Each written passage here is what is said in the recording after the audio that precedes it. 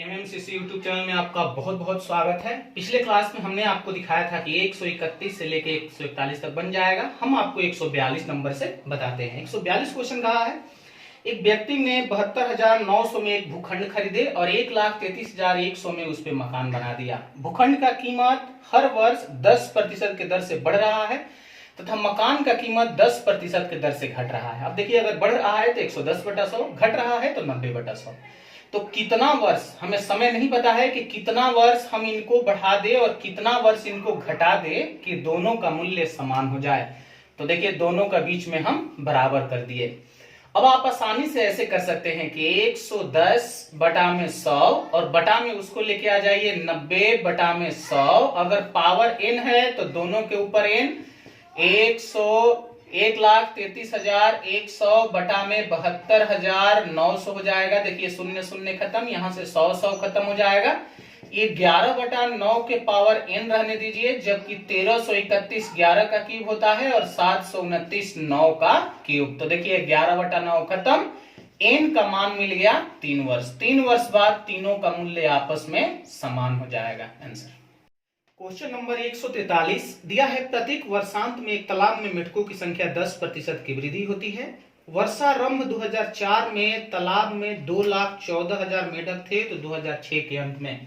अब यहां देखने से तो ऐसा लगता है कि 2004 से 2006 जाने में सिर्फ और सिर्फ 2 वर्ष, लेकिन ऐसा नहीं है। वर्षारंभ और वर्षा अंत कह दिया है, यानी एक बार 2004 में जनवरी से लेकर दिसंबर तक 110/100, फिर 2005 में और फिर देखिए 2006 में। और अब आपको दिख गया होगा कि ये 3 बार होगा, क्योंकि आरंभ से लेकर अंत तक कह दिया तो जनवरी से लेकर दिसंबर तक 2004 में ही 1 साल हो गया, यहाँ 2005 में हो गया, यहाँ 2006 में। अब थोड़ा सा मेहनत कर लीजिएगा और इसको कटा लीजिएगा और कटाने के बाद आपका आंसर आना चाहिए 28, 48, 34। यही हमारा आंसर।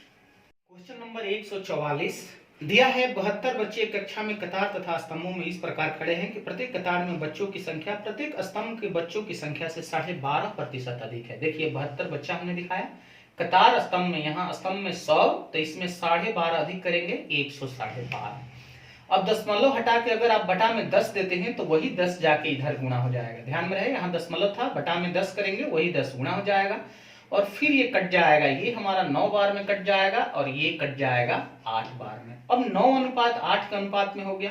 तो हम जानते हैं कि अनुपात में जब भी दिया हुआ है वो यूनिट में है, तो 9 यूनिट गुणा 8 यूनिट, कतार और स्तंभ के गुणा करने से ही हमारा टोटल नंबर बनता है और टोटल नंबर हमारा 72 दिया है। तो देखिए, 9 8 से 72 खत्म, 1 यूनिट स्क्वायर बराबर 72, 1 यूनिट स्क्वायर बराबर 1, क्योंकि एक बार में कटा है। तो 1 यूनिट का वैल्यू अगर हमारा 1, क्योंकि स्क्वायर उधर रूट में जाएगा तो 1 के 1 ही होगा। अब ऐसा नहीं सोचना है कि अगर हम यहाँ यूनिट देते तो भी 1 यूनिट का वैल्यू 1 ही आता, 1 यूनिट स्क्वायर हो गया तो 1 यूनिट का वैल्यू 1 ही आया। अगर यहाँ 4 होता तो यहाँ 2 हो जाता, चूंकि 1 है तो 1 ही रह गया। अब आप कतार में बच्चों की संख्या देखे तो 9 हो गया, स्तंभ में देखे तो 8 हो गया, लेकिन क्वेश्चन में ये पूछा है कि कतार में बच्चों की संख्या कितना है, तो कतार में बच्चों की संख्या 9। आंसर क्वेश्चन नंबर 145 दिया है, यदि किसी वर्ग की प्रत्येक भुजा 10% की वृद्धि कर दे तो क्षेत्रफल में कितने की वृद्धि। देखिए, हमने लिखा है वर्ग की भुजा में 10% की वृद्धि, तो क्षेत्रफल होता है भुजा स्क्वायर। तो हमने परिमाप भी लिख दिया है 4 गुणा भुजा, विकर्ण भी लिख दिया है 2 गुणा भुजा। और हमने आपको क्लास में दिखाया था कि आप अपना फेस वैल्यू मानिएगा 100। अगर सूत्र भुजा स्क्वायर कर रहा है यानी 2 बार, तो 2 बार आप 10 की वृद्धि कीजिए तो बनेगा 110/100, 110/100। ये 100 खत्म और हमारा वैल्यू बन जाएगा 121। तो हमारा आंसर 121 नहीं, देखा जाता है कि 100 से कितने की वृद्धि हो गई, और 100 से हमारा वृद्धि 21% का हो गया, तो 21% हमारा आंसर। अब नीचे देखिए, यहाँ 4 गुणा भुजा, तो 4 से हमारा कोई रिलेशन नहीं होता है। हम अपना फेस वैल्यू 100 लेंगे और भुजा सिर्फ और सिर्फ 1 है, इसलिए यहां पर लिखना होता है 110/100 और देखिए वैल्यू बन गया 110। तो देखा जाता है मूल कीमत जैसे 100% होता है, तो 100 से ये कितना बढ़ गया, तो 10, यानी 10 के 10% आंसर। इसलिए 4 का कोई रोल नहीं होता। यहाँ भी √2 का कोई रोल नहीं, सिर्फ भुजा है तो एकदम सेम काम ऐसे ही होगा और 10 के 10% आंसर। अब 145 से लेकर 152 तक क्वेश्चन हमारा सेम है। सिर्फ आप सूत्र लिखिए और सूत्र के साथ कोई भी डिजिट लगा है उसका कोई रिलेशन नहीं होता है। अब भुजा का अगर स्क्वायर है तो हमें 2 बार करना है, भुजा 1 है तो 1 बार करना है। कभी कभी अगर आपको गोला वगैरह मिलता है तो उसमें त्रिज्या हो जाता है r का क्यूब, तो उसमें आपको 3 बार करना पड़ जाएगा, लेकिन जब 1 होता है तो 1 बार ही। इसका सिर्फ क्षेत्रफल पूछा था, इसलिए आंसर आप 21% दीजिएगा। और आप 1 से 45 से लेके 152 तक क्वेश्चन सेम है, आप बनाइए अपने से। क्वेश्चन नंबर 153 दिया है, क्रमशः 1 सेंटीमीटर, 2 सेंटीमीटर, 3 सेंटीमीटर अर्ध व्यास वाली 3 गोलाकार ठोस गेंदों को पिघलाकर एक बड़ी गोलाकार गेंद बनाई गई है। इस प्रक्रिया में 25% सामग्री नष्ट हुई है, तो उस बड़े गेंद का अर्ध व्यास कितना यानी त्रिज्या कितना। अगर किसी भी वस्तु को पिघलाकर एक दूसरे रूप में ढालेंगे, उस परिस्थिति में उसका आयतन और ढालने वाले वस्तु का आयतन आपस में समान होता है। चूंकि गोला कहा है तो गोला का आयतन होता है 4/3 पाई r क्यूब। ऊपर आप लिख सकते हैं कि ये हमारा गोला कहा था। अब चूंकि यहाँ 3 गोला को पिघलाकर एक बड़ा गोला बनाना है, तो तीनों गोले के आयतन का योग बराबर बड़ा गोला का आयतन। और हर बार आप गोला का आयतन का सूत्र लगाएंगे तो 4/3 पाई r क्यूब, तीनों के लिए अलग अलग। तो हमने कॉमन कर लिया है 4/3 पाई r1 का क्यूब, r2 का क्यूब, r3 का क्यूब। लेकिन इस प्रक्रिया में 25% सामग्री नष्ट हो जाती है। अगर 25 नष्ट हो जाएगी तो हमारे पास बचेगा 75/100। अब देखिए 4/3 पाई और 4/3 पाई हमारा खत्म हो गया। यहाँ 3 का क्यूब 27, 2 का क्यूब 8, 27 8 35, 1 का क्यूब 1, 35 1 36। तो हमने यहाँ 36 कर दिया, 25 से 3 बार में और ये 4 बार में, तो हमने यहाँ 3/4 कर लिया बराबर r का क्यूब। तो 4 से देखिए ये 9 बार में और r क्यूब बराबर हमारा बनेगा 27, जहां ये जाके रूट बनाएगा और r का मान निकल जाएगा 3 सेंटीमीटर। और वही पूछा था कि बड़ा गोला का अर्धव्यास कितना, तो अर्धव्यास हमारा बन जाएगा 3 सेंटीमीटर। क्वेश्चन नंबर 154 दिया, एक चुनाव में 2 उम्मीदवार थे, हमने 2 उम्मीदवार बना दिया। एक को 30% मिलता है और 16,000 मतों से वो हार जाता है।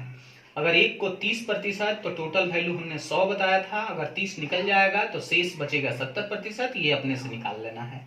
और 16,000 से हार जाता है, तो देखिए देखा जाता है कि प्रतिशत में कितने से हार गया, तो प्रतिशत में 40% से हार गया और मत में 16,000 से। शून्य से शून्य कटा दीजिए, 1% का वैल्यू हमारा 400 बन गया। तो कहा है कुल मत बताइए। कुल अपने आप में 100 होता है, आप 400 गुणा 100 जैसे ही करेंगे आपके मतों की संख्या बन जाएगा 40,000 मत, 40,000 मत। क्वेश्चन नंबर 155 दिया, एक चुनाव में 2 उम्मीदवार थे और इनमें कुल मतों की संख्या 7500 और 20% मत अवैध घोषित हो जाते हैं, तो वैध मतों की संख्या 7500 का 80%। हमने कटाया नहीं, वही वैध मत नीचे लिख दिए। और एक उम्मीदवार को वैध मतों का 55%, इसका मतलब कि दूसरे को 45% मिला होगा, क्योंकि 100 में से 55 हमने घटा दिया 45। तो क्वेश्चन पूछा है दूसरे उम्मीदवारों को वैध मत का कितना मिला। अब 7500 का 80% तो यहाँ वैध है ही, और दूसरे का निकालने के लिए यहाँ फिर से लगा दीजिएगा 45%। अगर पहले का कहता तो 55/100, दूसरे का कहा है तो 45/100, अपने से कटा लीजिए, कटाने पर आपका आंसर आना चाहिए 5814। क्वेश्चन नंबर 156 दिया है, चुनाव में 2 उम्मीदवार थे, इस चुनाव में 68 मत अवैध घोषित किए गए। अवैध मतों की संख्या 68, जीतने वाले 52% लाते हैं और 98 मतों से जीत जाते हैं। देखिए जीतने वाला 52%, इसका मतलब हारने वाला 48। अगर बीच के फासले हम देखें तो ये हमारा बन गया 4%, उसी का वैल्यू 98 दिया हुआ है। तो आप यहां से 100% का वैल्यू निकालिए, तो 98/4% के लिए 100। अब आप 4 से कटा दीजिए 25 बार में और 25 से गुणा कर दीजिए, तो ये हमारा 200 और 225 में जोड़ दीजिए तो 245, यानी आ गया 2450 मत। लेकिन ये तो वैध मत हो गया, यहां पूछा है कि कुल मतों की संख्या, तो कुल हमारा निकालने के लिए हम 68 अवैध मत भी जोड़ देंगे, क्योंकि कुल में वैध और अवैध दोनों आ जाते हैं। तो हमारे मतों की संख्या बन जाएगा 2518 मत, 2518 मत आंसर। क्वेश्चन नंबर 158 दिया है, एक चुनाव में 2 उम्मीदवार थे और एक उम्मीदवार को 71% मिलता है, तो हमने 100 में से 71 घटा दिया तो दूसरे को मिल गया 29%। और क्वेश्चन में कहा है 756 मतों से जीत जाता है, तो अगर हम बीच के फासले देखें तो 42%, उसी का वैल्यू 756, तो 1% का वैल्यू 18 बन गया तो 100% का वैल्यू बन जाएगा 1800। यही पूछा है कि टोटल बताइए, टोटल हमारा 1800 आंसर। क्वेश्चन नंबर 159 दिया है, दो उम्मीदवारों के बीच हुए चुनाव में एक उम्मीदवारों को कुल वैध मतों का 52%, तो यहाँ अपने आप निकाल लेना है, 100 से 52 घटाएंगे तो 48 मिलेगा। कुल मतों की संख्या 8400 दिया था और क्वेश्चन में ये कहा है कि 25% मत अवैध। तो वैध मत अगर हम निकालेंगे तो 8400 का 75%। निकालिए मत, ऐसे ही छोड़ दीजिएगा। अब सेकंड का पूछा है कि वैध मतों का कितना, तो पहले तो आपको वैध मत लिखना होगा 75/100 और दूसरे का कहा तो यहां आपको लगा देना है 48/100। अगर पहले का कहता है तो हम 52/100। ये भी आप अपने से कटाइए, कटाने के बाद आपका आंसर आना चाहिए 3024 मत। सेम क्वेश्चन था इसलिए हमने कटाया नहीं। 160 दिया है, कक्षा में लड़कों की संख्या लड़कियों से 16% अधिक है। तो देखिए लड़कियों का हम 100 ले लिए तो लड़का का हो गया 116। यहां से कटा दीजिए, 4 से ये कट जाएगा आपका 29 बार में और 4 से ये कट जाएगा 25 बार में और आपका आंसर होगा 29/25। क्वेश्चन के बुक में अलग आंसर दिया है बट आंसर होगा 29/25। क्वेश्चन नंबर 161 दिया है, परीक्षा में रितिज ने 52%, सुनील 64%, रवि 74%, अधिकतम अंक दिया है 750। तो देखिए कैलकुलेशन बचाने के लिए हमने सीधा कटा के लिख दिया है कि 390 आएगा, इनका 480 आएगा, इनका 525।